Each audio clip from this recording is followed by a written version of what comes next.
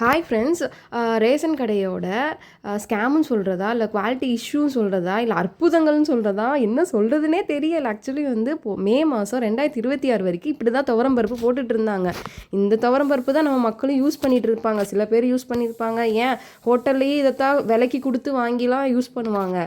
வேறு வழி இல்லாமல் நம்மளும் சூழ்நிலைத்தனமாக சாப்பிட்டுட்டு இருப்போம். ஆனால் இப்போது ஜூன் மாதம் 2026 வருஷத்தில் இந்த துவரம் பருப்பை நீங்கள் பாருங்களேன். யாராவது இதை விற்பாங்களா? ஃபஸ்ட்டு யாருமே விற்க மாட்டாங்க. ஏன்னா வந்து நம்ம கடையில் எப்படி வாங்குவோமோ அதே மாதிரி முத்து போன்ற இந்த துவரம் பருப்பு பார்க்கவே அவ்வளோ அழகாக இருக்குது. இதை நம்பி நம்ம வந்து பிள்ளைங்களுக்கு கொடுக்கலாம். பார்க்கவே அவ்வளோ அழகாக இருக்குது. குவாலிட்டிலாம் சூப்பராக இருக்குது.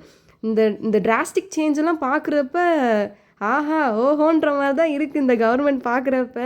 ஸோ ரொம்ப சந்தோஷமாக இருக்குது. இப்போ இந்த ஒரு சேஞ்சஸ் நடந்ததுக்கு இதே மாதிரி தான் உங்கள் இடத்துலையும் நடந்திருக்கான்னு சொல்லி கமெண்ட்டில் சொல்லுங்கள், பார்க்கலாம்.